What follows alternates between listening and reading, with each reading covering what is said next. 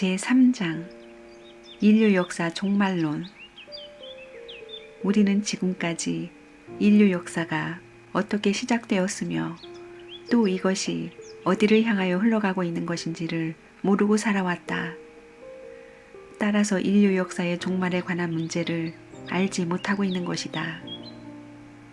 많은 기독교 신도들은 다만 성서에 기록되어 있는 문자 그대로 말세에는 하늘과 땅이 모두 불에 타서 소멸되고 해와 달이 빛을 잃고 별들이 하늘에서 떨어지며 천사장의 나팔소리와 함께 죽은 자들이 무덤에서 일어나고 살아있는 사람들은 모두 구름 속으로 끌어올려 공중에서 예수님을 상봉하리라고 믿고 있다. 그러나 사실 성서의 문자 그대로 될 것인지, 그렇지 않으면 성서의 중요한 많은 부분이 그러하듯이 이 말씀도 무엇을 비유하여 말씀하신 것인지, 이 문제를 해명하는 것은 기독교 신도들에 있어서 가장 중요한 문제 중에 하나가 아닐 수 없는 것이다. 그런데 이 문제를 해명하기 위하여는 먼저 하나님이 피조세계를 창조하신 목적과 타락의 의의, 그리고 구원 섭리의 목적 등 근본 문제를 풀지 않으면 아니 되는 것이다. 제1절 하나님의 창조 목적의 완성과 인간의 타락. 1. 하나님의 창조 목적의 완성. 이미 창조 원리에서 상세히 논술한 바이지만 하나님이 인간을 창조하신 목적은 인간을 보시고 기뻐하시기 위함이었다. 그러므로 인간이 존재하는 목적은 하나님을 기쁘시게 하는 데 있는 것이다. 그러면 인간이 어떻게 되어야 하나님을 기쁘시게 하여 그의 창조 본연의 존재 가치를 완전히 나타낼 수 있을 것인가? 인간 이외의 피조물은 자연 그대로가 하나님의 기쁨의 대상이 되도록 창조되어 있다. 그러나 인간은 창조 원리에서 밝혀진 바와 같이 자유의지와 그에 의한 행동을 통하여서 하나님께 기쁨을 돌려드리는 실제 대상으로 창조되었기 때문에 인간은 하나님의 뜻을 알고 스스로 노력하여서 그 뜻대로 생활하지 않고서는 하나님의 기쁨의 대상이 될 수 없는 것이다. 그러므로 인간은 어디까지나 하나님의 심정을 체휼하여 그 뜻을 알아가지고 그 뜻대로 생활할 수 있도록 창조되었던 것이다. 인간이 그러한 자리에 서게 되는 것을 개성 완성이라고 한다. 비록 부분적으로나마 타락 전의 아담 해와나 선지자들이 하나님과 일문일답할 수 있었던 것은 그들 인간에게 이와 같이 창조되었던 소성이 있었기 때문이다. 개성을 완성한 인간과 하나님과의 사이는 몸과 마음과의 관계로 비유할 수 있다. 몸은 마음이 거하는 하나의 전우로서 마음이 명령하는 대로 행동한다. 이와 같이 개성을 완성한 인간의 마음에는 하나님이 거하시게 되므로 결국 이러한 인간은 하나님의 성전이 되어 하나님의 뜻대로만 생활하게 된다. 따라서 몸과 마음이 일체를 이루는 것과 같이 개성을 완성한 인간은 하나님과 일체를 이루게 된다. 그러므로 고린도전서 3장 16절에 너희가 하나님의 성전인 것과 하나님의 성령이 너희 안에 거하는 것을 알지 못하느뇨라고 하셨고, 요한복음 14장 20절에는 그 날에는 내가 아버지 안에 너희가 내 안에 내가 너희 안에 있는 것을 너희가 알리라라고 말씀하셨다. 이와 같이 개성을 완성하여 하나님의 성전을 이룸으로써 성령이 그 안에 거하게 되어 하나님과 일체를 이루는 인간은 신성을 갖게 되므로 죄를 지으려야 지을 수 없게 되고 따라서 타락할 수도 없게 된다. 개성을 완성한 사람은 곧 하나님의 창조 목적을 이룬 선의 완성체인데, 선의 완성체가 타락된다면 선 그 자체가 파면될 가능성을 내포하고 있다는 불합리한 결과에 이른다. 뿐만 아니라 전능하신 하나님이 창조하신 인간이 완성된 입장에서 타락되었다면 하나님의 전능성마저 부정될 수밖에 없다. 영원한 주체로 계시는 절대자 하나님의 기쁨의 대상도 영원성과 절대성을 가져야 하므로 개성을 완성한 인간은 절대로 타락될 수 없는 것이다. 이와 같이 개성을 완성하여 죄를 지을 수 없게 된 아담과 해와가 하나님의 축복하신 말씀대로 선의 자녀를 번식하여 죄 없는 가정과 사회를 이루었더라면 이것이 바로 한 부모를 중심한 대가족으로 이루어지는 천국이었을 것이다. 천국은 마치 개성을 완성한 사람 하나의 모양과 같은 세계여서 인간에 있어 그 두뇌의 종적인 명령에 의하여 그의 사지백체가 서로 횡적인 관계를 가지고 활동하듯이 그 사회도 하나님으로부터의 종적인 명령에 의하여 서로 횡적인 유대를 맺어 생활하게 되어 있는 것이다. 이러한 사회에 있어서는 어느 한 사람이라도 고통을 당하면 그것을 보시고 같이 서러워하시는 하나님의 심정을 사회 전체가 그대로 체휼하게 되기 때문에 이웃을 해치는 행위를 할 수 없게 된다. 그리고 아무리 죄 없는 인간들이 생활하는 사회라 하더라도 인간이 원시인들과 마찬가지로 미개한 생활을 그대로 할 수밖에 없다면 이것은 하나님이 바라시고 또 인간이 원하는 천국은 아닐 것이다. 그러므로 하나님이 만물을 주관하라고 하신 말씀대로 개성을 완성한 인간들은 과학을 발달시켜 자연계를 정복함으로써 극도로 안락한 사회 환경을 이 지상에 이루어 놓아야 하는 것이니 이러한 창조 이상이 실현된 곳이 바로 지상 천국인 것이다.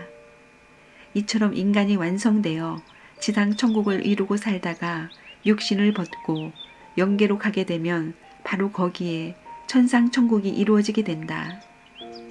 그러므로 하나님의 창조 목적은 어디까지나 먼저 이 지상에 천국을 건설하시려는 데 있었던 것이다. 2. 인간의 타락. 창조 원리에서 상술한 바와 같이 인간은 아직도 성장 기간에 있어서 미완성한 입장에 있었을 때에 타락되었다. 인간에게는 왜 성장 기간이 필요하였으며 인간 시조가 미완성기에서 타락되었다고 보지 않을 수 없는 근거는 무엇인가 하는 문제들도 이미 창조 원리에서 밝혔다. 인간은 타락함으로 말미암아 하나님의 성전을 이루지 못하고 사탄이 우고하는 전이 되어 그와 일체를 이룸으로써 신성을 갖지 못하고 악성을 갖게 되었다. 이와 같이 악성을 가진 인간이 악의 자녀를 번식하여 악의 가정과 사회와 세계를 이루었으니 이것이 바로 타락 인간이 지금까지 살아오고 있는 지상 지옥이다. 지옥 인간들은 하나님과의 종적인 관계가 끊어졌기 때문에 인간들 사회의 횡적인 유대를 이룰 수 없게 되었고 따라서 이웃의 고통을 자신의 것으로서 체휼할 수 없게 되어 마침내는 이웃을 해치는 행위를 자행하게 된 것이다. 인간은 지상 지옥에서 살고 있기 때문에 육신을 벗은 후에는 천상 지옥으로 가게 된다. 이와 같이 인간은 하나님 주권의 세계를 이루지 못하고 사탄 주권의 세계를 이루게 되었다. 사탄을 세상 임금 또는 세상의 신이라고 하는 이유는 여기에 있는 것이다. 제2절 구원섭리 1. 구원섭리는 곧 복귀섭리다. 이 죄악의 세계는 인간이 서러워하는 것은 말할 것도 없고 하나님도 서러워하시는 세계인 것이다. 그렇다면 하나님은 이 서러움의 세계를 그대로 방임하실 것인가? 기쁨을 누리시려고 창조하셨던 선의 세계가 인간의 타락으로 인하여 서름이 가득한 죄악의 세계로 영속할 수밖에 없게 되었다면 하나님은 창조에 실패한 무능한 하나님이 되고 말 것이다. 그렇기 때문에 하나님은 기필코 이 죄악의 세계를 구원하시지 않을 수 없는 것이다. 그렇다면 하나님은 이 세계를 어느 정도로 구원하셔야 할 것인가? 두말할 것도 없이 그 구원은 완전한 구원이어야 하므로 하나님은 어디까지나 이 죄악의 세계에서 사탄의 악의 세력을 완전히 몰아냄으로써 먼저 인간 시조가 타락하기 전의 입장을 복귀하는 데까지 구원하시고 그 위에 선의 창조 목적을 완성하시어 하나님이 직접 주관하시는 데까지 나아가지 않으면 아니 되는 것이다. 병든 사람을 구원한다는 것은 병들기 전의 상태로 복귀시킨다는 뜻이요. 물에 빠진 자를 구원한다는 것은 곧 빠지기 전의 입장으로 복귀시킨다는 뜻이다. 그렇다면 죄에 빠진 자를 구원한다는 것은 곧 죄가 없는 창조 본연의 입장으로 복귀시킨다는 뜻이 아닐 것인가? 그러므로 하나님의 구원 섭리는 곧 복귀 섭리인 것이다. 타락은 물론 인간 자신의 과오로 말미암아 되어진 결과이다. 그러나 어디까지나 하나님이 인간을 창조하셨기 때문에 인간의 타락이란 결과도 있을 수 있었으므로 하나님은 이 결과에 대하여 창조주로서의 책임을 지시지 않을 수 없는 것이다. 그러므로 하나님은 이 잘못된 결과를 창조 본연의 것으로 복귀하시려는 섭리를 하시지 않을 수 없는 것이다. 하나님은 영존하시는 주체이시므로 그의 영원한 기쁨의 대상으로 창조된 인간의 생명도 역시 영원성을 갖지 않으면 아니 된다. 인간에게는 이와 같이 영원성을 두고 창조하셨던 창조 원리적인 기준이 있기 때문에 타락된 인간이라고 해서 이를 아주 없애버려 창조 원리를 무의로 돌려보낼 수는 없는 것이다. 그러므로 하나님은 타락 인간을 구원하시어 그를 창조 본연의 입장으로 복귀하시지 않으면 아니 된다.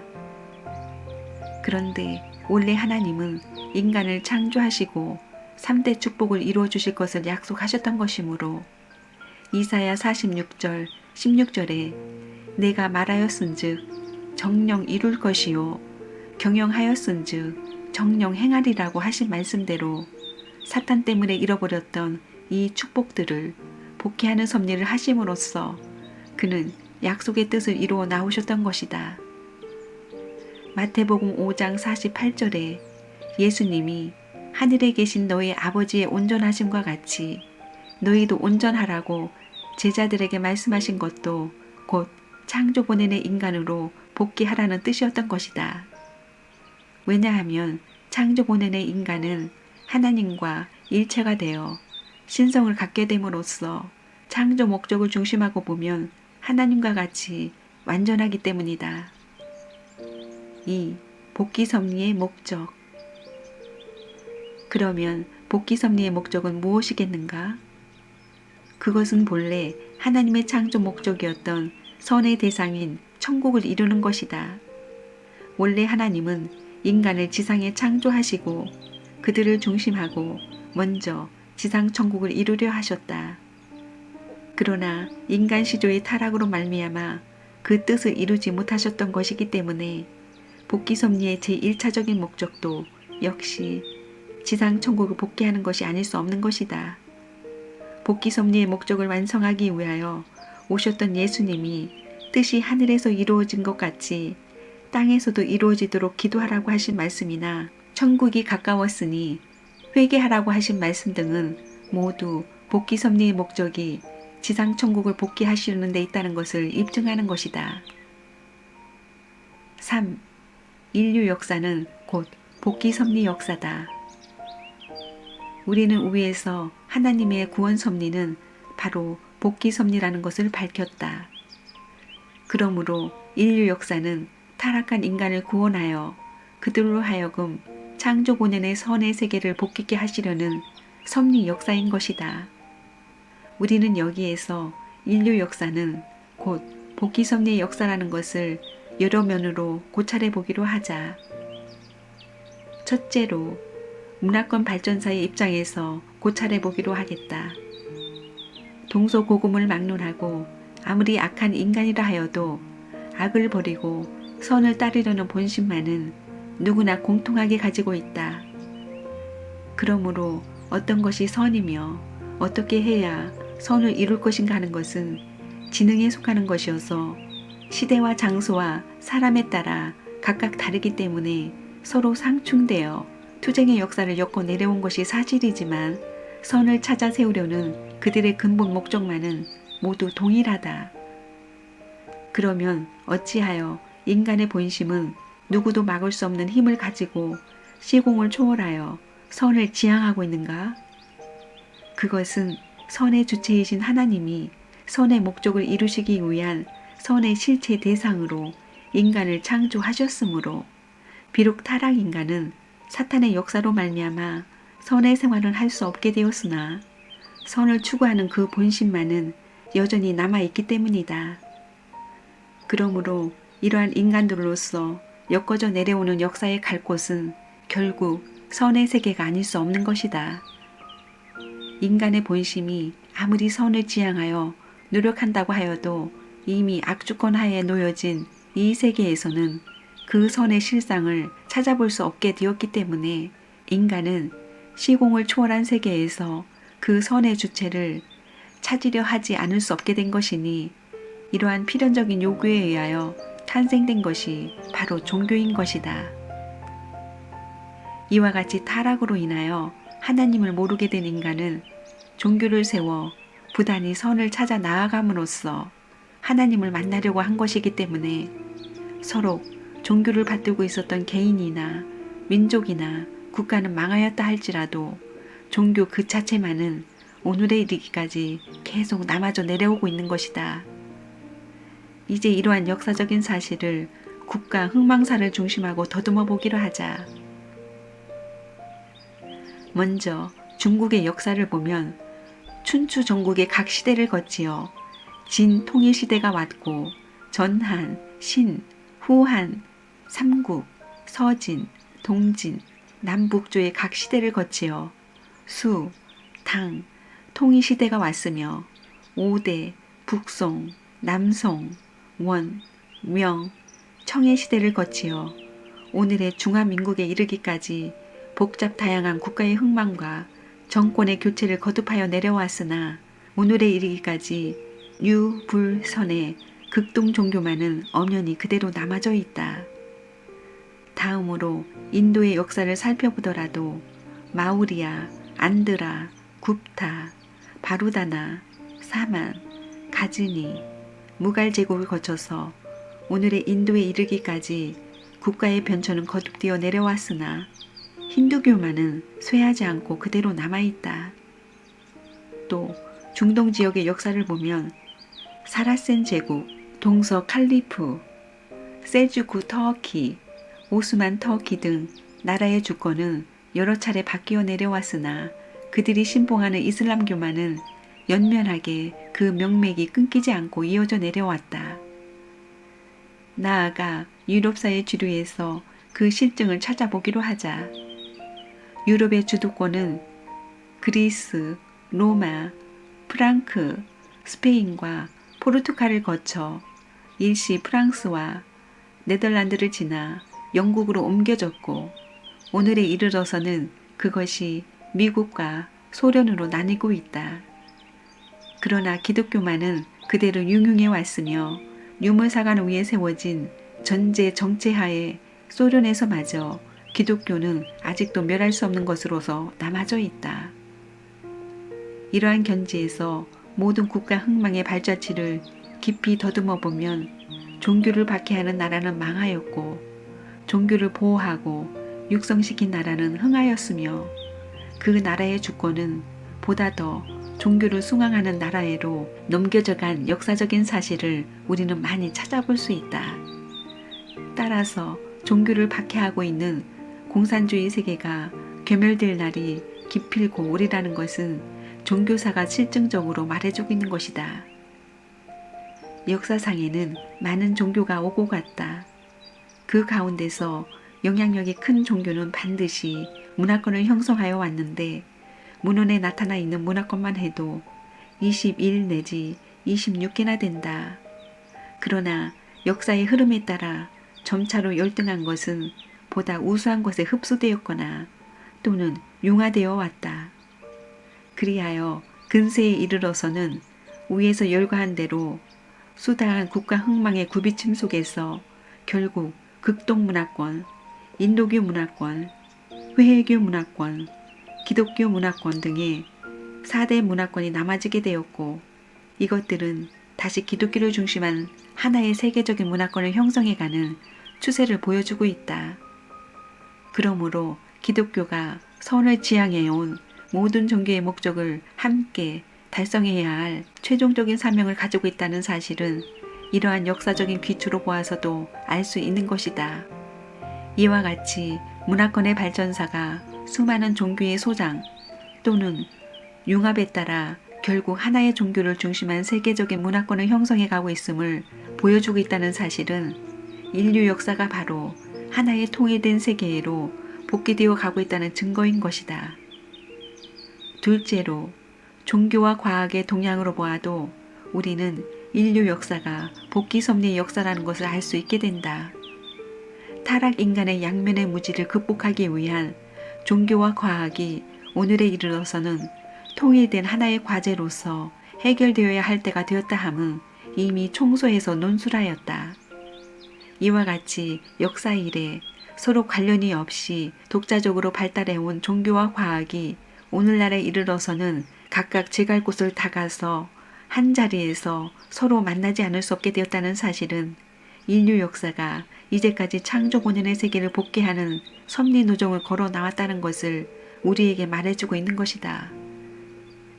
만일 인간이 타락되지 않았더라면 인간의 지능이 영적인 면에서 최고도에까지 향상하였을 것이기 때문에 육적인 면에서도 최고도로 발달되어 과학은 그때 극히 단시일 내에 놀라울 정도로 향상되었을 것이다.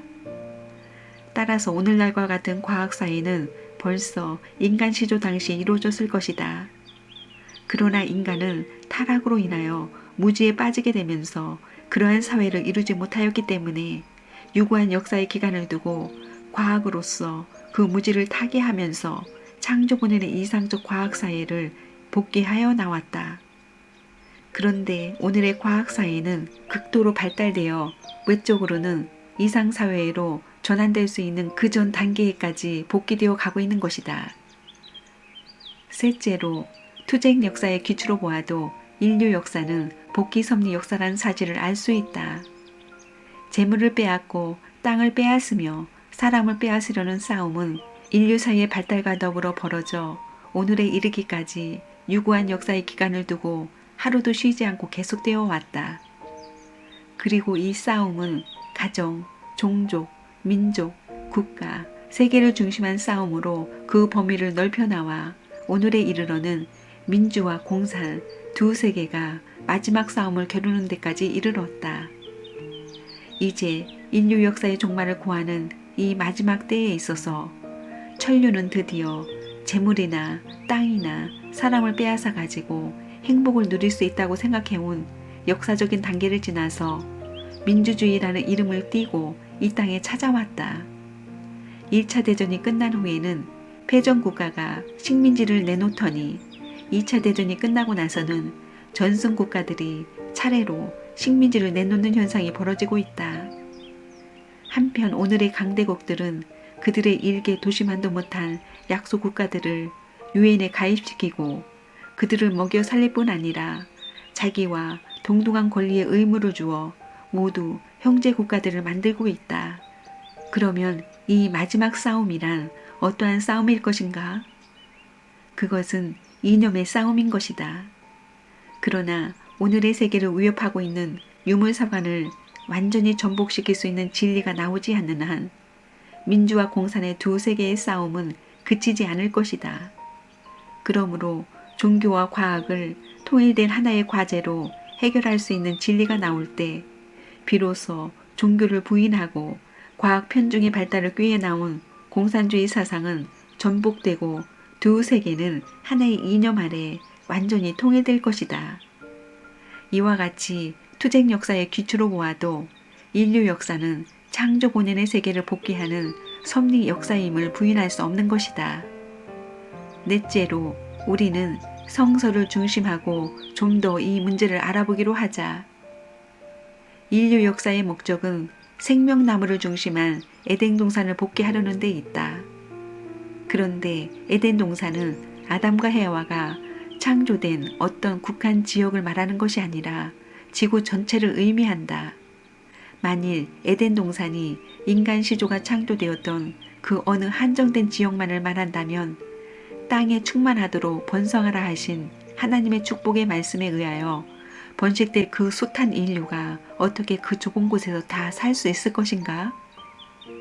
인간 조상이 타락했기 때문에 하나님이 생명나무를 중심하고 세우려던 에덴 동산은 사탄에게 내주게 되었었다. 그래서 알파로 시작된 인류 죄악 역사가 오메가로 끝날 때의 타락 인간의 소망은 죄악으로 물든 옷을 깨끗이 빨아입고 복귀된 에덴 동산으로 다시 들어가 잃어버렸던 그 생명나무를 다시 찾아 나아가는 데 있다고 요한계시록 22장 13절 이하에 기록되어 있다. 그러면 이 성서의 내용은 무엇을 의미하는가? 이미 타락론에서 밝혀진 바이지만 생명나무는 완성한 아담, 곧 인류의 참 아버지를 말하는 것이다. 부모가 타락되어 그의 후손도 원죄를 가진 자녀들이 되었으니 이 죄악의 자녀들이 창조 본연의 인간으로 복귀되기 위하여는 예수님의 말씀대로 모두 거듭나지 않으면 아니 된다. 그러므로 역사는 인류를 다시 낳아주실 참 아버지 되시는 예수님을 찾아 나온 것이니 역사의 종말기에 들어 성도들이 소망하고 찾아 나아가는 것으로 기록되어 있는 요한계시록의 생명나무는 바로 예수님을 말하는 것이다. 우리는 이러한 성서의 기록을 보아도 역사의 목적은 생명나무로 오실 예수님을 중심한 창조 본연의 에덴 동산을 복귀하려는 데 있다는 것을 알 수 있다. 요한계시록 21장 1절 내지 7절에도 역사의 종말에는 새 하늘과 새 땅이 나타날 것이라고 기록되어 있는데 이것은 바로 사탄의 주권하에 있던 옛 하늘과 옛 땅이 하나님을 중심한 예수님 주권하에 새 하늘과 새 땅으로 복귀된다는 것을 의미하는 것이다. 로마서 8장 19절 내지 22절에는 사탄 주관하에서 탄식하고 있는 만물도 말세에 불에 타서 없어지는 것이 아니라 창조 본연의 입장으로 복귀함으로써 새롭게 되기 위하여 자기를 주관해 줄 수 있는 창조 본연의 하나님의 아들들이 복귀되어 나타나기를 고대한다고 기록되어 있다. 우리는 이와 같이 여러 면으로 고찰하여 볼 때 인류 역사는 창조 본연의 세계로 복귀하는 섭리 역사라는 것을 분명히 알 수 있는 것이다. 제3절 말세 1. 말세의 의의. 하나님이 인간 조상에게 허락하셨던 3대 축복은 그들의 범죄로 말미암아 하나님을 중심하고 이루어지지 않고 사탄을 중심하고 비원리적으로 이루어졌다는 사실을 우리는 이미 위에서 논술하였다. 그런데 악으로 시작된 인류 역사는 실상 하나님의 복귀 섭리 역사이기 때문에 사탄 주권의 죄악 세계는 메시아의 강림을 전환점으로 하여 하나님을 중심하고 3대 축복을 이룬 선 주권의 세계로 바꾸어지게 되는 것이다. 이처럼 사탄 주권의 죄악 세계가 하나님 주권의 창조 이상 세계로 교체되는 시대를 말세라고 한다. 따라서 말세는 지상 지옥이 지상 천국으로 바꾸어지는 때를 이르는 것이다. 그러므로 이때는 지금까지 기독교 신도들이 믿어온 대로의 천변지의가 일어나는 공포의 때가 아니고 창세 이후 유구한 역사 노정을 통하여 인류가 유일한 소망으로 바라고 나왔던 기쁨의 한날이 실현되는 때인 것이다. 상세한 것은 후편 제1장으로 미루거니와 하나님은 인간이 타락한 이래 죄악 세계를 청산하고 창조 본연의 선의 세계를 복귀하시려는 섭리를 여러 차례 하셨다. 그러나 그때마다 인간이 그 책임 분담을 완수하지 못하여 그 뜻이 이루어지지 않곤 하였기 때문에 결과적으로 말세가 여러 번 있었던 것 같은 사실을 우리는 성서를 통하여 알 수 있는 것이다. 1. 노아 때도 말세였다. 창세기 6장 13절의 기록을 보면 노아 때도 말세였기 때문에 끝날이 내 앞에 이르렀으니 내가 그들을 땅과 함께 멸하리라고 말씀하셨다. 그러면 어찌하여 노아 때가 말세였던가?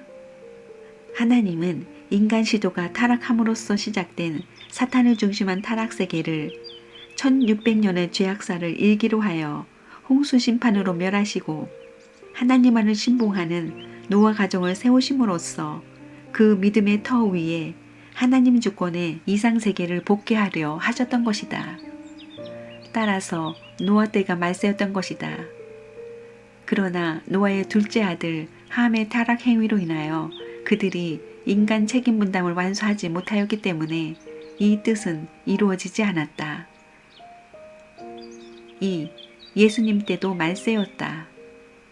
복귀 섭리의 목적을 이루시려는 뜻에 대한 하나님의 예정은 절대적이어서 변할 수 없기 때문에 노아를 중심한 복귀 섭리는 이루어지지 않았으나 하나님은 다시 다른 선지자들을 부르시어 믿음의 터를 닦으시고 그 터 위에 예수님을 보내심으로써 사탄을 중심한 죄악의 세계를 멸하시고 하나님을 중심한 이상세계를 복귀하려 하셨다.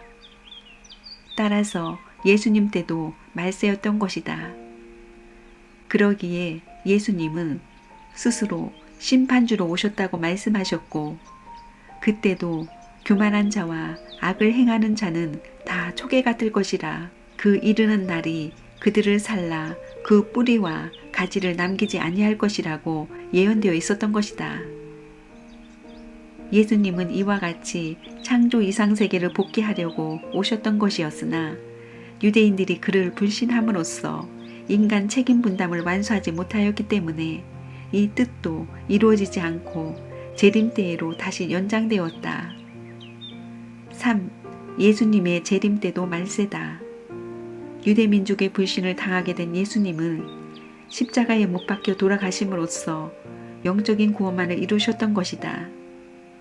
따라서 예수님은 재림하신 후에야 영육 아울러 구원 섭리의 목적을 완수하여 지상 천국을 복귀하시게 되기 때문에 예수님의 재림 때도 또한 말세인 것이다. 그러기에 예수님은 노아의 때에 된 것과 같이 인자의 때에도 그러하리라고 말씀하셨고 그가 재림하실 때도 말세가 되어 천변지의가 일어날 것으로 말씀하셨던 것이다. 2. 말세의 징조에 관한 선구. 이미 위에서 논한 바대로 많은 기독교 신도들이 성서에 기록되어 있는 문자 그대로 말세에는 천변지의가 일어나며 인간 사회에도 현대인으로서는 상상조차 할 수 없는 변이가 생길 것으로 알고 있다. 그러나 인류 역사가 하나님의 창조 본연의 세계를 복귀해가는 섭리 역사라는 것을 이해한다면 성서에 기록되어 있는 말세의 징조는 실제에 있어서 그 문자대로 나타나지는 않는다는 것을 알 수 있을 것이다. 그렇다면 말세에 관한 성서의 모든 기록은 각각 무엇을 상징한 것인가를 알아보기로 하자. 1. 하늘과 땅을 멸하고 새 하늘과 새 땅을 이루심. 창세기 6장 13절을 보면 노아 때도 말세가 되어 땅을 멸한다고 하셨지만 사실상 멸하지는 않으셨다. 전도서 1장 4절에 한 세대는 가고 한 세대는 오되 땅은 영원히 있도다 라고 하신 말씀이나 시편 78편 69절에 그 성소를 산의 높음같이 영원히 두신 땅같이 지으셨으며 라고 하신 말씀을 보더라도 땅은 영원한 것임을 알 수 있다. 주체로 계시는 하나님이 영원하시니 그의 대상도 영원하지 않으면 안 된다. 따라서 하나님의 대상으로 창조된 땅도 영원한 것이 아니어서는 안 되는 것이다. 전지전능하신 하나님이 사탄으로 말미암아 파멸되어 없어질 세계를 창조하시고 기뻐하셨을 리는 없는 것이다. 그러면 그 말씀은 무엇을 비유하신 것인가? 한 국가를 멸한다는 것은 그의 주권을 멸한다는 것을 의미하며 또 새 나라를 건설한다는 것은 새 주권의 나라를 세운다는 것을 의미하는 것이다. 따라서 하늘과 땅을 멸한다는 것은 그를 주관하고 있는 사탄 주권을 멸한다는 뜻이요.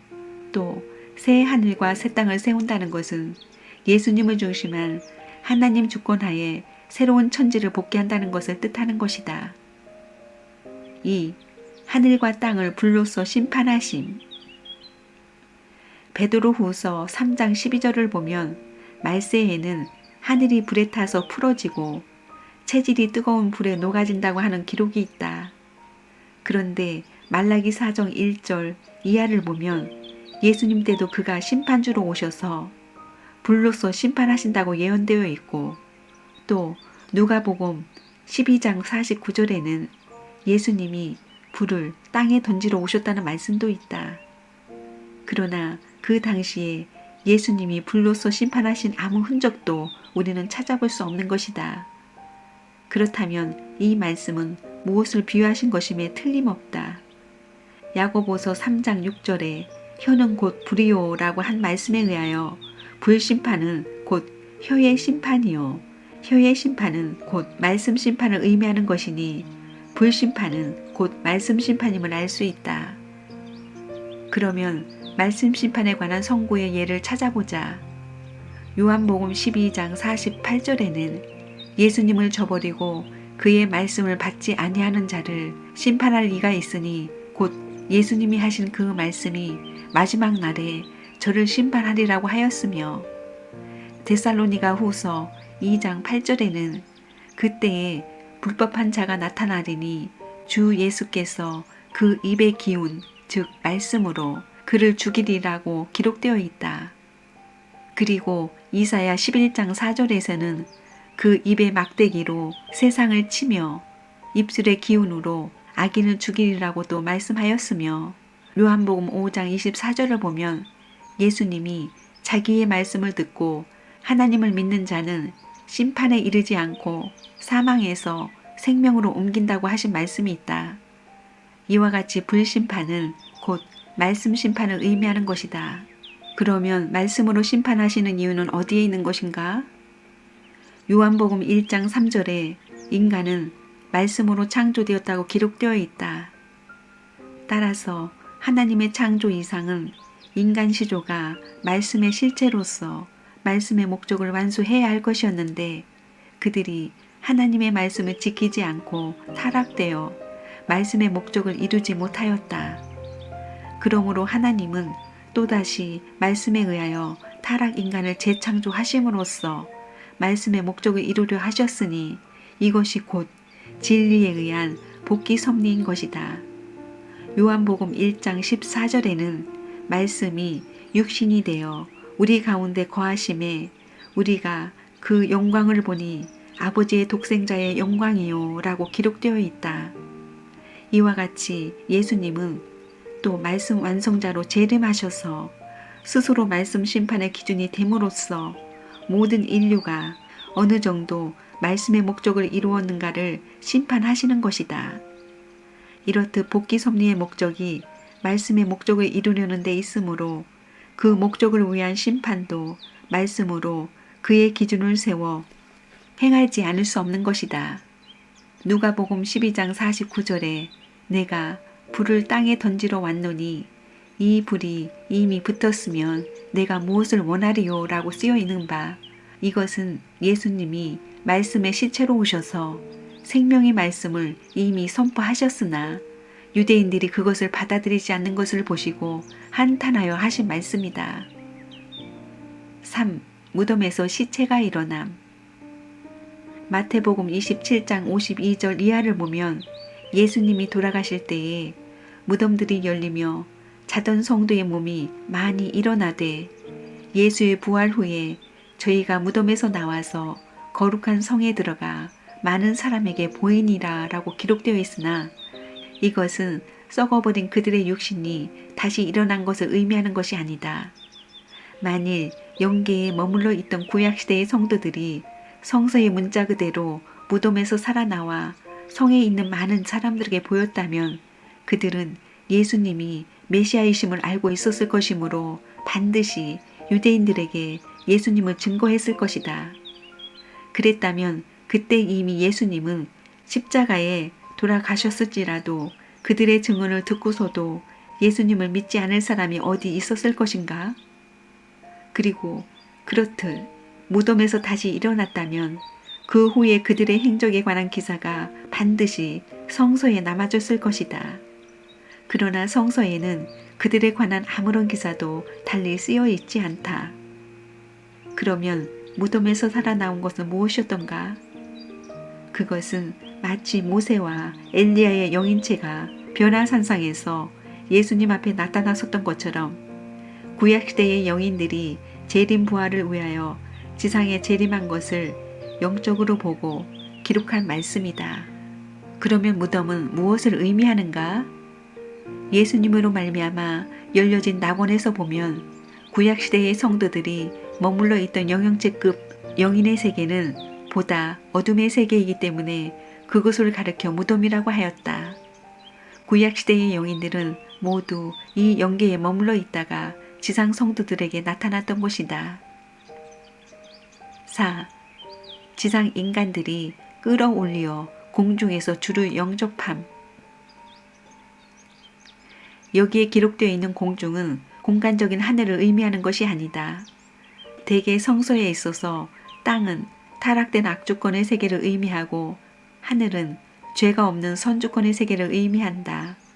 이것은 무소부재하신 하나님은 땅에도 아니 계시는 곳이 없을 것인데도 불구하고 하늘에 계신 우리 아버지라고 하셨고 예수님은 땅에서 나셨음에도 불구하고 하늘에서 내려온 자, 곧 인자라고 말씀하신 것을 보아서 알 수 있다. 그러므로 공중에서 주를 영접한다는 것은 예수님이 재림하셔서 사탄 주권을 물리치시고 지상 천국을 복귀하심으로 말미암아 선주권의 세계에서 성도들이 주님을 영접하게 된다는 것을 의미하는 것이다. 5. 해와 달이 빛을 잃고 별들이 하늘에서 떨어짐.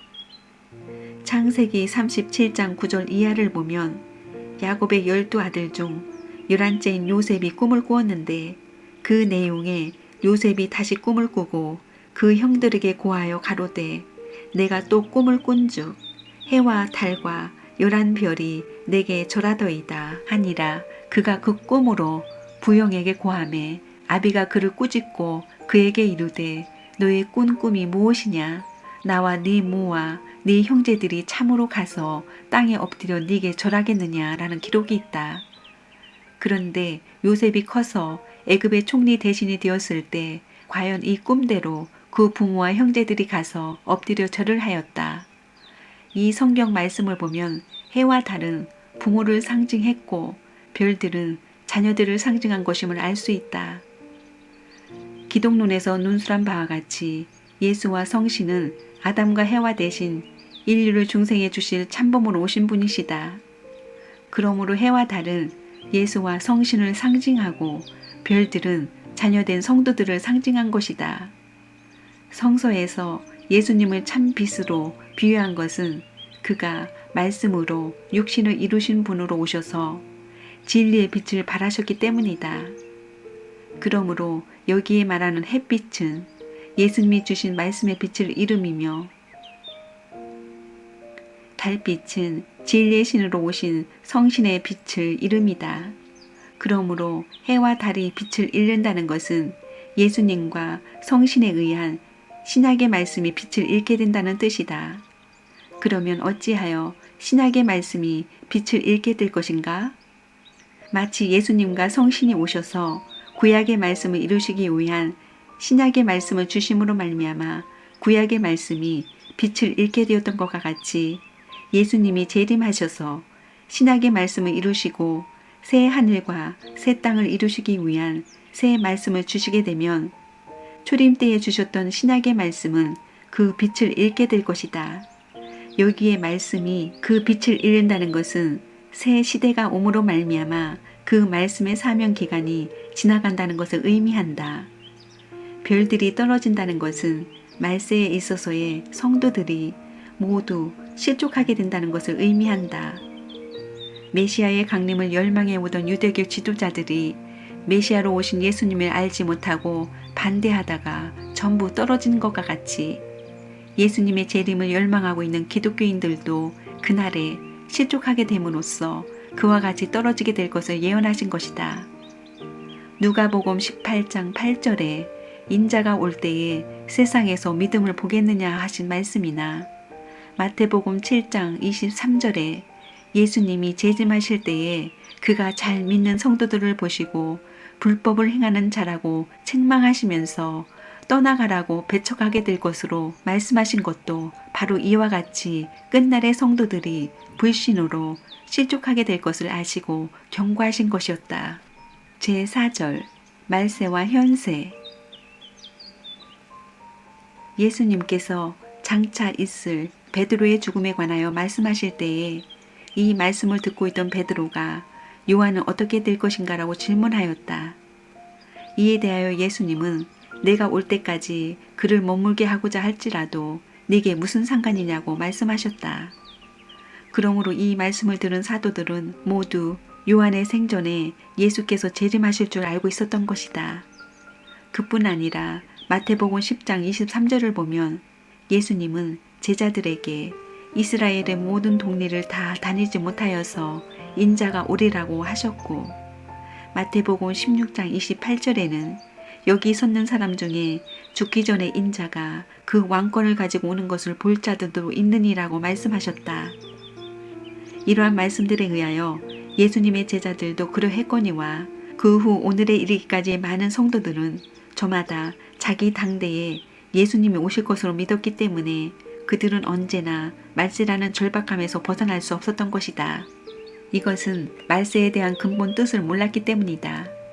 우리는 이제 하나님께서 복귀 섭리의 목적으로 세우고 이루어 나오시던 3대 축복이 복귀되어 가는 현상으로 보아 현세가 바로 말세임을 입증할 수 있다. 그래서 예수님은 무화과 나무의 비유를 배우라. 그 가지가 연하여지고 잎사귀를 내면 여름이 가까운 줄을 아나니 라고 하셨다. 1. 제1축복 복귀의 현상. 이미 창조 원리에서 논술한 바 하나님이 아담과 해와에게 약속하셨던 제1축복은 바로 그들이 개성을 완성하게 되는 것을 의미한다. 타락 인간을 개성을 완성한 창조 본연의 인간으로 복귀해 나오신 하나님의 섭리가 그 최종 단계에 이르렀다는 것은 아래와 같은 여러 현상으로 보아 알 수 있는 것이다. 첫째로 타락 인간의 심령이 복귀되어 가는 것으로 보아 그러하다. 인간이 완성되면 하나님과 완전히 심정적인 일체를 이루어 서로 교통할 수 있도록 창조되었다 함을 이미 위에서 논한 바와 같다. 그러므로 아담과 해와도 불완전한 상태이기는 하였지만 하나님과 일문일답하던 단계에서 타락되어 그의 후손은 하나님을 모르는 데까지 떨어져 버린 것이다. 이렇게 타락된 인간이 복귀 섭리의 시대적인 혜택을 받게 됨에 따라 점차 그 심령이 복귀됨으로써 말세에 이르러서는 사도행전 2장 17절에 말세에 내가 내 영으로 모든 육체에게 부어주리니 너희의 자녀들은 예언할 것이요 너희의 젊은이들은 환상을 보고 너희의 늙은이들은 꿈을 꾸리라고 하신 말씀대로 많은 성도들이 하나님과 영통하는 데까지 이르게 되는 것이다. 그런데 현세에 이르러서는 영통하는 성도들이 오후의 죽순같이 일어나는 것으로 보아 현세는 말세이기 때문에 인간이 개성을 완성하여 하나님의 제1축복을 복귀할 수 있는 시대로 들어가고 있다는 것을 알 수 있는 것이다. 둘째로 타락 인간이 본심의 자유를 복귀해 가고 있는 역사적인 기초가 더욱 그것을 보여주고 있다. 인간은 타락으로 인하여 사탄의 주관하에 들어 본심의 자유의 구속을 받게 됨으로써 하나님 앞으로 나아갈 수 있는 자유를 잃어버리게 되었다. 그러나 현세에 이르러서는 육신의 생명을 버리고라도 본심의 자유를 찾으려는 심정이 고조되고 있으니 이것은 말세가 되어 개성을 완성함으로써 타락 인간이 사탄에게 잃어버렸던 하나님의 제1축복을 복귀하여 하나님 앞으로 자유로이 나아갈 수 있는 시대로 들어가고 있기 때문이다. 셋째로 타락 인간의 창조 본연의 가치성이 복귀되어 가는 현상으로 보아 더욱 그러하다는 것을 알 수 있다. 인간의 창조 본연의 가치는 횡적으로 보면 누구나 동등하기 때문에 그 가치가 그다지 귀중한 것 같이 여겨지지 않는다.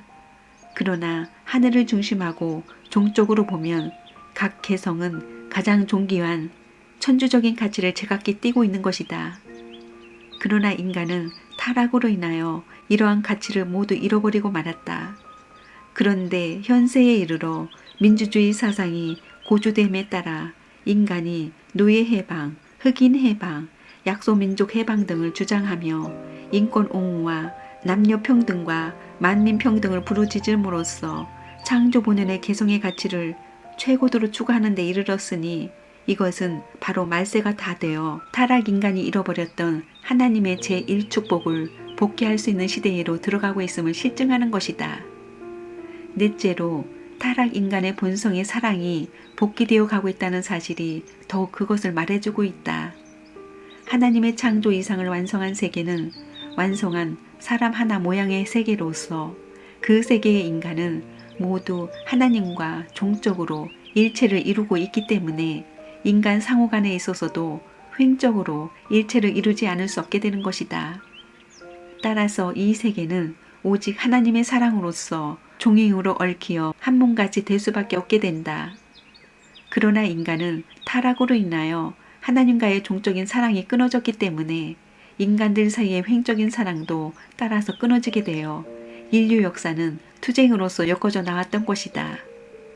그러나 현세에 이르러서는 박애주의 사상이 고조되면서 인간이 점점 그 본성애를 찾아 들어가고 있는 것으로 보아 현세는 하나님의 제1축복을 복귀함으로써 하나님의 사랑을 중심하고 개성을 완성할 수 있는 말세에로 들어가고 있다는 것을 알 수 있다. 이 제2축복 복귀의 현상. 하나님의 제2축복은 아담과 해와가 참부모로 완성되어 선의 자녀를 번식함으로써 선주권의 가정과 사회와 세계를 이루게 되는 것을 의미한다.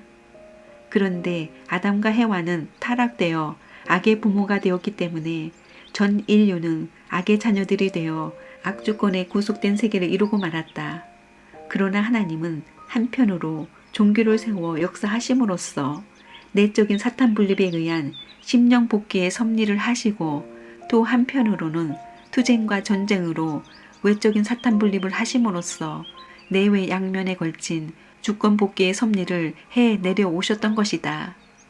이와 같이 인류 역사는 내외 양면의 사탄 분립에 의한 복귀 섭리로서 장차 참부모 되신 예수님을 모실 수 있는 자녀를 찾아 하나님의 제2축복을 복귀해 온 것이므로 종교를 중심한 문화권의 발전사와 국가 흥망사에 의해 나타난 내외 양면에 걸친 하나님의 주권 복귀의 현상으로 보아 현세가 바로 말세임을 알 수 있다.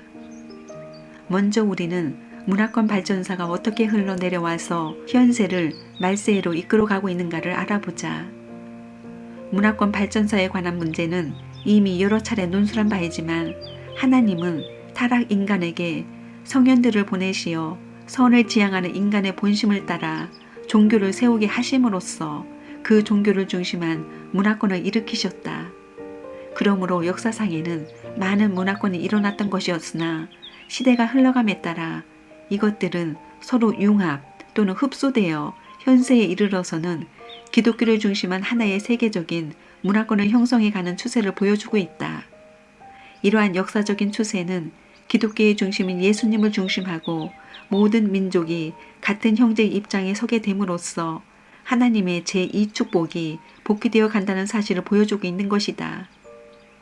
기독교가 다른 종교와 다른 것은 전 인류의 참부모를 찾아 세워가지고 그로 말미암아 모든 인간이 중생하여 선의 자녀가 됨으로써 하나님의 창조 본연의 대가족의 세계를 복귀하려는데 그 목적이 있다는 점이다.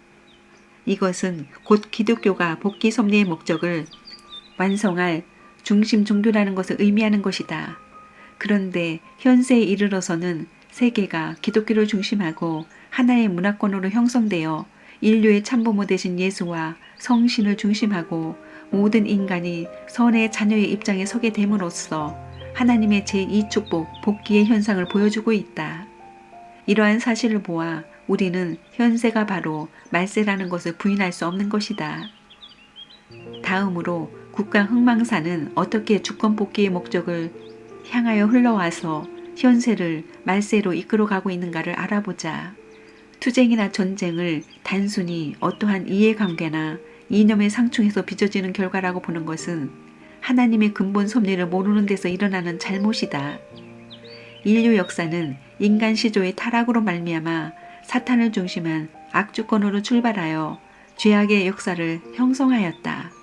그러나 하나님의 창조 목적이 남아있는 한 그 역사의 목적도 어디까지나 사탄을 분립하여 하나님의 선주권을 복귀하는 데 있지 않으면 안 된다. 만일 악주권의 세계에 전쟁도 분열도 없다면 그 세계는 그대로 영속할 것이요. 따라서 선주권은 영원히 복귀될 수 없을 것이다. 그러므로 하나님은 타락 인간에게 성현들을 보내시어 선을 세우고 종교를 일으키심으로써 보다 선한 주권으로 하여금 보다 악한 주권을 멸하게 하시면서 점차적으로 하늘편 주권을 복귀하시는 섭리를 해오신 것이다. 따라서 복귀 섭리의 목적을 이루기 위하여는 투쟁과 전쟁이라는 과정을 거치지 않을 수 없는 것이다. 이 문제에 관하여는 후편에서 더욱 상세히 논하겠거니와 인류 역사는 탕감복귀의 섭리 노정을 밟아 내려오는 것이기 때문에 어느 국한된 시간권 내에서만 보면 악이 승세한 때도 없지 않았으나 결국 그것은 패망하여 보다 선한 판도 내에 흡수되곤 하였다. 그러므로 전쟁으로 인한 국가의 흥망성쇠는 선주권을 복귀하기 위한 섭리 노정에서 일어나는 불가피한 결과인 것이다. 그러기에 하나님은 이스라엘 민족을 세워 가나안 7족을 멸하셨던 것이고 사울은 하나님의 명을 어기고 아말렉족과 그에 속한 짐승들을 절멸시키지 않았다가 엄벌을 받았던 것이다. 하나님은 이와 같이 직접 이 민족들을 멸할 것을 이스라엘에게 명령하셨을 뿐만 아니라 그의 선민이었던 북쪽 이스라엘도 악으로 돌아갔을 때 아낌없이 그들을 아시리아에게 내주시어 멸망케 하셨던 것이다. 하나님이 이와 같이 하셨던 것은 오직 악주권을 멸하시고 선주권을 복귀하시기 위함이었던 것을 알아야 한다. 그러므로 같은 하늘편 안에서의 개인적인 투쟁은 선주권 자체를 파괴하는 결과가 되므로 악이 되지만 선주권이 악주권을 멸하는 것은 하나님의 복귀 섭리의 목적을 이루기 위한 것이므로 이것은 선이 된다. 이와 같이 사탄 분립을 위한 투쟁의 역사는 점차적으로 땅과 재물을 세계적으로 빼앗아 하늘편 주권으로 복귀하는 데 이르렀고 인간에 있어서도 개인으로부터 가정과 사회와 국가해로 하늘편 기대를 넓혀 오늘날에는 이것을 세계적으로 복귀하는 데 이르렀다. 이렇듯 사탄 분립에 위한 섭리가 씨족주의 시대에서 출발하여 봉건주의 시대와 군주주의 시대를 거치어 민주주의 시대로 들어오게 된 오늘날에 와서는 이 인간 세계를 하늘편 주권을 세우는 민주주의 세계와 사탄편 주권을 세우는 공산주의 세계의 두 세계로 분립하여 놓았다. 이와 같이 사탄을 중심한 악주권으로서 출발한 인류 역사는 한편으로 종교와 철학과 윤리에 의하여 선을 지향하는 인간의 창조 본성이 환기됨에 따라 점차 악주권에서 선주권을 위한 세력이 분립되어 마침내 세계적으로 대립되는 두 주권을 형성하는 데 이르는 것이다. 그런데 목적이 상반되는 이 두 주권이 결코 공존할 수는 없다. 따라서 인류 역사의 종말에 이르르면 이것들은 반드시 한 점에서 교차되어 이념을 중심하고 내적으로 상충하고 그것이 원인이 되어 군사력을 중심하고 외적으로 전쟁을 하여 결국 사탄 주권은 영원히 파멸되고 하늘편 주권만이 영원한 하나님의 단일 주권으로서 복귀되는 것이다. 그런데 현세는 선주권을 지향하는 하늘편 세계와 사탄을 중심한 악주권의 세계가 대결하여 서로 교차되고 있는 때이므로 또한 말세인 것이다. 이와 같이 악주권에서 선주권을 분립하여 나온 인류 역사는 마치 흐르는 흙물이 시간의 흐름에 따라 흙은 가라앉고 물은 위에 뜨게 되어 나중에는 흙과 물이 완전히 분리되는 것과 같이 시대가 흘러감에 따라 악주권은 점차 쇠망의 길로 내려오고 선주권은 융융의 길로 올라가게 되어 역사의 종말에 이르러 이 두 주권은 얼마 동안 교차되었다가 결국 전자는 영원히 멸망하고 후자는 하나님의 주권으로서 영원히 남아지게 되는 것이다. 이와 같이 선과 악 두 주권의 역사 노정이 교차되는 때가 말세인 것이다. 그리하여 이때는 아담과 헤와가 타락된 장성기 완성급의 시기를 탕감복귀하는 때이므로 마치 에덴 동산의 인간 시조가 어디에다 중심을 두어야 할지 모르고 혼돈되었던 것과 같이 모든 인간들도 사상의 혼돈을 일으키어 방황하게 되는 것이다. 복귀섭리 노정에 있어 이와 같이 말세가 되어 선악의 두 주권이 교차되었던 때는 여러 차례 있었다. 위에서 이미 논술한 바와 같이 노아 때나 예수님 때도 말세여서 이 두 주권은 서로 교차되어 있었던 것이다. 그러나 그때마다 인간이 그 책임 분담을 다하지 못하여 악주권을 멸하지 못하였기 때문에 주권 분립의 섭리를 다시 하시지 않을 수 없게 되었던 것이다. 따라서 예수 재림기에 있어 다시 한번 두 주권의 교차가 있게 되는 것이다. 복귀 섭리 노정은 이렇듯 주기적으로 상사의 나선상을 반복하면서 원형 과정을 거쳐 창조 목적을 지향하여 내려왔기 때문에 역사상에는 필연적으로 동시성의 시대가 형성되었던 것이다. 3. 제3축복 복귀의 현상. 하나님의 제3축복은 아담과 헤와가 완성되어 피조세계에 대한 주관성을 갖게 되는 것을 의미한다. 피조세계에 대한 인간의 주관성은 내외의 양면의 주관성이 있다. 인간은 타락으로 인하여 이 양면의 주관성을 상실하였던 것인데 현세에 이르러 이것이 복귀되어 가고 있는 것으로 보아 현세는 말세라는 것을 알 수 있는 것이다. 내적 주관성이라는 것은 심정적 주관성을 의미한다. 인간이 개성을 완성하면 하나님과 심정적인 일체를 이루어 하나님의 심정을 그대로 체휼할 수 있게 되는 것이다. 이와 같이 인간이 완성됨으로써 피조세계에 대한 하나님의 심정과 동일한 심정을 가지고 피조세계에 대하여 사랑을 주고 그로부터 미를 돌려받게 될 때 인간은 피조세계에 대한 심정적인 주관자가 되는 것이다. 그런데 인간은 타락되어 하나님의 심정을 체휼할 수 없게 되었으므로 하나님의 심정으로서 피조세계를 대할 수 없게 되었었다. 그러나 종교, 철학, 윤리 등에 의한 하나님의 복귀 섭리로 말미암아 하나님에 대한 타락 인간의 심령이 점차로 밝아지게 되어 현세에 이르러서는 피조세계에 대한 심정적인 주관자의 자격을 복귀해 가고 있는 것이다. 그리고 외적 주관성은 과학에 의한 주관성을 의미한다. 만일 인간이 완성되어 피조세계에 대한 하나님의 창조의 심정과 동일한 심정을 가지고 피조세계를 대하여 내적 주관을 할 수 있었더라면 인간의 영감은 고차적으로 발달되었을 것이기 때문에 과학의 발달도 극히 단시일에 최고도에 달하게 되었을 것이었다. 인간은 그렇게 됨으로써 피조물에 대한 외적인 주관을 할 수 있었을 것이었다.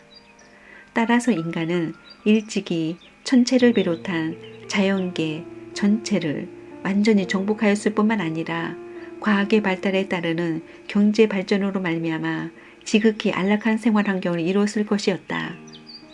그러나 인간은 타락으로 인하여 심령이 어두워짐으로써 피조물에 대한 내적인 주관성을 상실하게 되어 동물과 같이 영감이 둔한 미개인으로 영락되었기 때문에 피조물에 대한 외적인 주관성도 상실하게 되었던 것이다.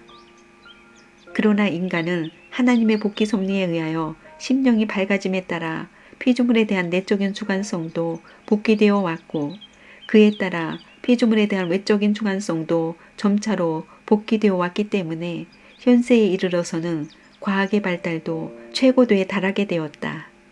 그리하여 과학의 발달에 따르는 경제 발전으로 말미암아 현대인은 극도로 안락한 생활 환경을 이룩할 수 있게 되었다. 이와 같이 타락 인간의 피조세계에 대한 주관성을 복귀함에 따라 하나님의 제3축복이 복귀되어 가는 현상을 볼 때 우리는 현세가 말세임을 부인할 수 없는 것이다. 이미 위에서 여러 번 보아온 바와 같이 문화권의 발전도 하나의 종교를 중심하고 하나의 세계적인 문화권을 형성해 가고 있고 국가 형태도 하나의 세계적인 주권기구를 지향하여 국제연맹에서 국제연합으로 그리고 오늘에 이르러서는 세계 정부를 모색하는 데까지 이르렀다. 뿐만 아니라 경제 발전을 놓고 보더라도 세계는 하나의 공동시장을 이루어가는 추세에 있으며 극도로 발달된 교통기관과 통신기관은 시간과 공간을 단축시켜서 인간으로 하여금 지구를 하나의 정원과 같이 거닐고 또 교통할 수 있게 하였으며 동서의 이색 민족들을 한 가족처럼 접촉할 수 있도록 만들어 놓았다. 그리하여 인류는 사회 동포의 형제를 부르짖고 있다. 그러나 가정은 부모가 있음으로써만 이루어지며 또 거기에서만 진정한 형제애는 일어나게 되는 것이다. 그러므로 이제 인류의 부모 되신 예수님만 재림하시면 전 인류는 하나의 정원에서 하나의 대가족을 이루어 가지고 단란하게 살 수 있게 될 것이다. 이러한 것을 보더라도 현세는 말세임에 틀림이 없는 것이다. 이렇게 흘러온 역사가 인류에게 주어야 할 최후의 선물이 한 가지 있으니 그것은 목적 없이 한 정원에 모여 웅성거리고 있는 낯선 이 나그네들을 한 부모를 중심한 한 식구로 묶어줄 수 있는 천주적인 이념인 것이다. 제5절 말세와 새 말씀과 우리의 자세 1. 말세와 새 진리 타락인간은 종교에 의하여 신령과 진리로서 그의 심령과 지능을 깨우쳐서 그의 내적인 무지를 타개하여 나아간다. 그런데 진리에 있어서도 내적인 무지를 타개하는 종교에 의한 내적인 진리와 외적인 무지를 타개하는 과학에 의한 외적인 진리의 두 면이 있다. 따라서 지능에도 내적인 진리에 의하여 깨우쳐지는 내적인 지능과 외적인 진리에 의하여 깨우쳐지는 외적인 지능의 두 면이 있는 것이다. 그러므로 내적인 지능은 내적인 진리를 찾아 종교를 세워 나아가고 외적인 지능은 외적인 진리를 찾아서 과학을 세워 나아가는 것이다. 신령은 무형세계에 관한 사실들이 영적 오간에 의하여 영인체에 영적으로 인식되었다가 이것이 다시 육적 오간에 공명되어 생리적으로 인식되는 것이며 진리는 유형세계로부터 직접 인간의 생리적인 감각기관에 의하여 인식되는 것이다. 따라서 인식도 영육 양면의 과정을 거쳐서 오게 된다. 인간은 영인체와 육신이 합해야만 완전한 인간이 되도록 창조되었기 때문에 영적 과정에 의한 신령과 육적 과정에 의한 진리가 완전히 조화되어 심령과 지능이 아울러 깨우쳐짐으로써 이 두 과정을 통해 온 양면의 인식이 완전히 일치될 때 비로소 인간은 하나님과 전 피조세계에 관하여 완전한 인식을 갖게 되는 것이다. 이와 같이 하나님은 타락으로 말미암아 무지에 빠진 인간으로 하여금 신령과 진리에 의하여 심령과 지능을 아울러 깨우치게 함으로써 창조 본연의 인간으로 복귀하여 나아가는 섭리를 하신다.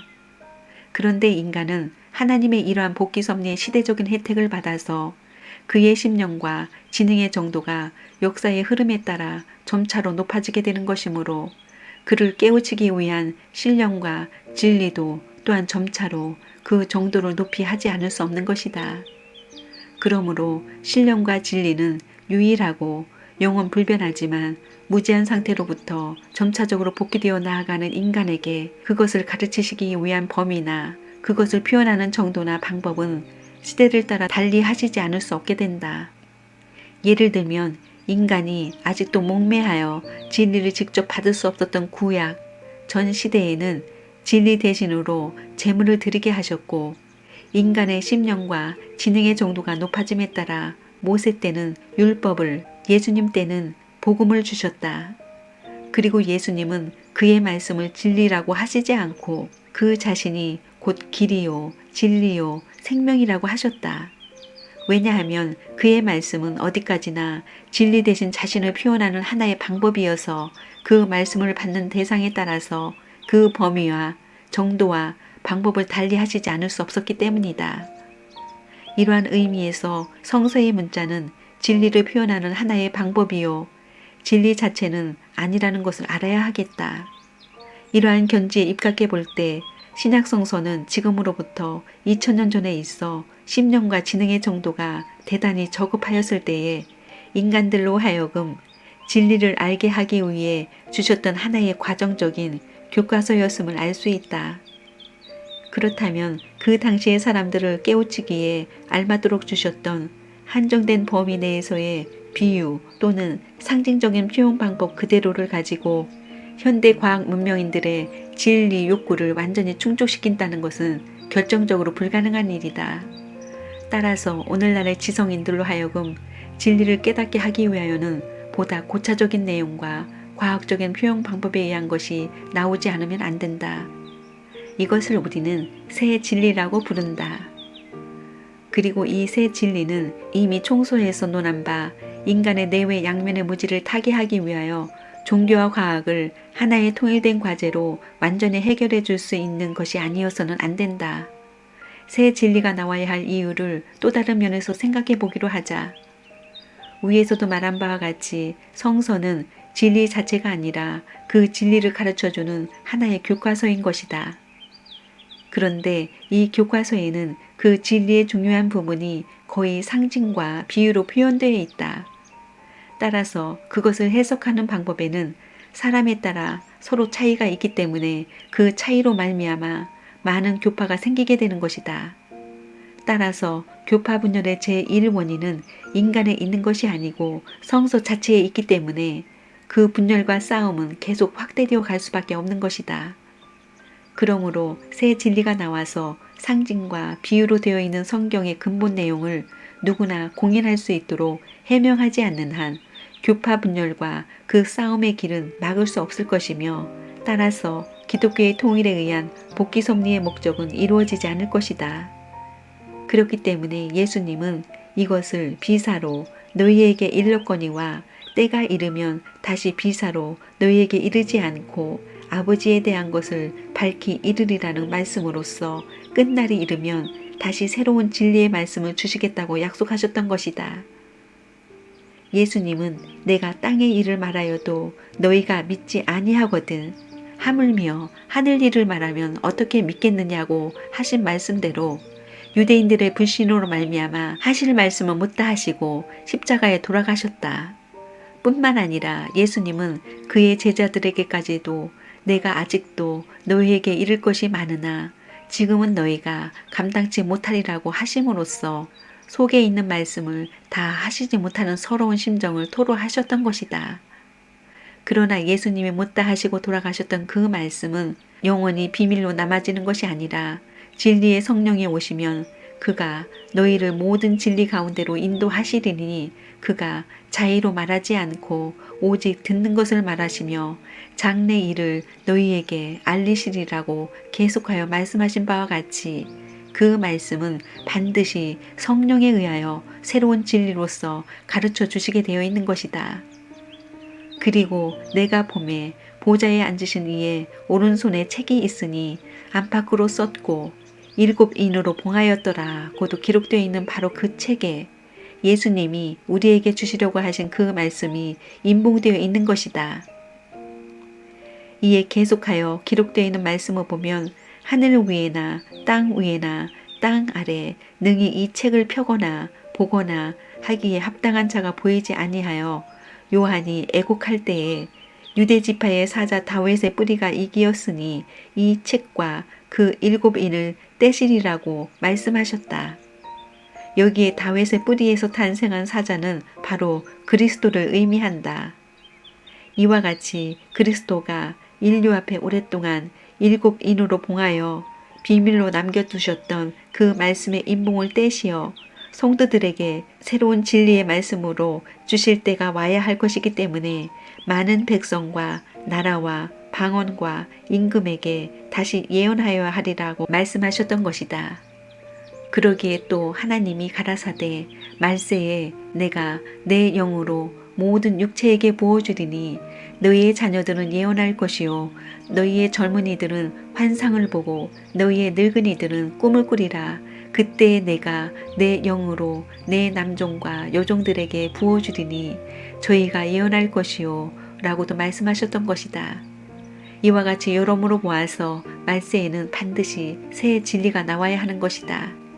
이 말세에 처한 우리들이 취할 자세. 복귀 섭리의 역사를 흐름을 보면 낡은 것이 끝나려 할 때 새로운 것은 시작된다.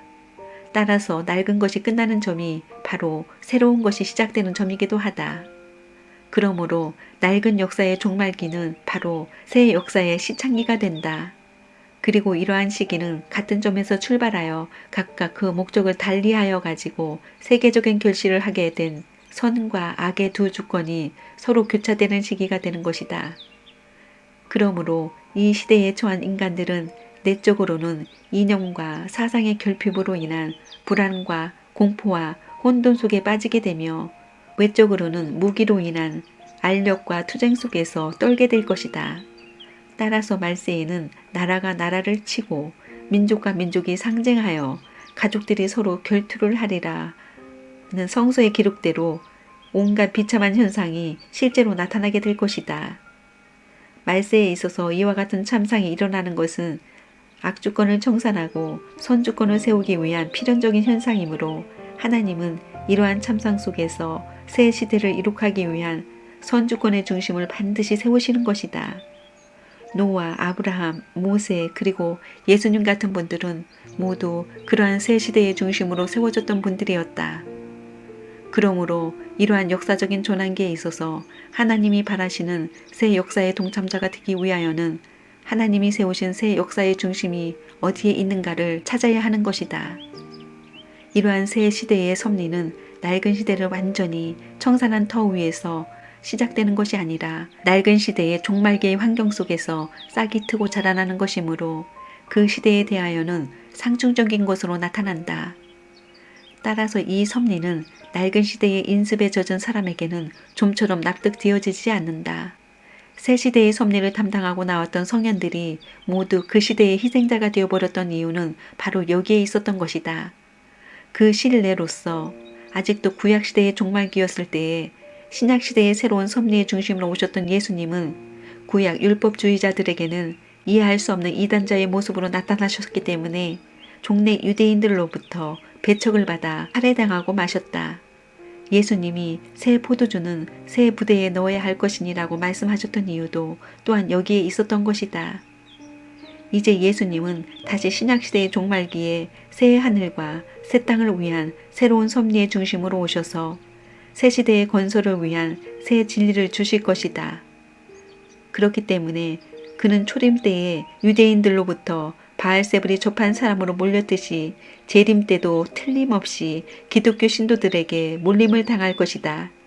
그렇기 때문에 예수님은 장차 재림하시면 자기가 많은 고난을 받으며 그 세대에 버림받을 것이라고 예언하셨던 것이다. 그러므로 역사의 전환기에 있어서 그대로 낡은 시대의 환경에 집착되어 안도하려는 사람들은 낡은 시대와 더불어 심판을 받게 될 것이다. 타락된 인간은 신령에 대한 감성이 극히 둔하기 때문에 대개 진리면에 치중하여 복귀섭리 노정을 따라 나가게 된다. 따라서 이러한 인간들은 흔히 낡은 시대의 진리관에 집착되어 있기 때문에 복귀섭리가 새로운 섭리의 시대로 전환하고 있어도 그들은 이 새 시대의 섭리에 쉽게 감흥하여 따라갈 수 없는 것이다. 구약성서에 집착되었던 유대인들이 예수님을 따라 신약시대의 섭리에 호응할 수 없었던 사실은 이것을 입증하는 좋은 예라 하겠다. 그러나 기도로서 신령한 것을 감독할 수 있는 성도들은 새 시대의 섭리를 심령적으로 알게 되므로 낡은 시대의 진리면에서는 상중적인 입장에 서면서도 신령을 따라 새 시대의 섭리에 호응하게 되는 것이다. 그러므로 예수님을 따른 제자들 중에는 구약 성서에 집착된 인물은 하나도 없었고 오직 마음에 느껴지는 신령을 따라간 사람들 뿐이었다. 기도를 많이 하는 사람이나 양심적인 사람들이 말세에 있어서 극심한 심적인 초조감을 면할 수 없게 되는 이유는 그들이 막연하나마 신령을 감득하여서 마음으로는 새 시대의 섭리를 따르려 하고 있음에도 불구하고 몸을 이 방향으로 이끌어줄 수 있는 새 진리에 접하지 못하고 있기 때문이다. 그러므로 신령적으로 이러한 상태에 처한 신도들이 그들을 새 시대의 섭리로 이끌어주는 새 진리를 듣기만 하면 신령과 진리가 동시에 그들의 신령과 지능을 깨우쳐서 새 시대에 대한 하나님의 섭리적인 요구를 완전히 인식하게 할 수 있기 때문에 그들은 말할 수 없는 기쁨으로 그에 호응하게 되는 것이다. 그러므로 말세에 처한 현세인은 무엇보다도 먼저 겸손한 마음으로 기도를 통하여 신령한 것을 감독하도록 힘써야 한다. 다음으로는 인습적인 관념에 집착되지 말고 우리의 몸을 신령에 호응하게 함으로써 새 시대의 섭리회로 이끌어줄 수 있는 새 진리를 찾지 않으면 안 된다. 그리하여 찾아진 그 진리가 완전히 자기의 몸에서 신령과 하나 되어 진정한 천적인 기쁨이 심령의 깊은 곳에서 용솟음치게 하여 주는가를 확인하지 않으면 안 된다. 이렇게 함으로써만 끝날의 성도들은 참된 구원의 길을 찾아 나아갈 수 있는 것이다.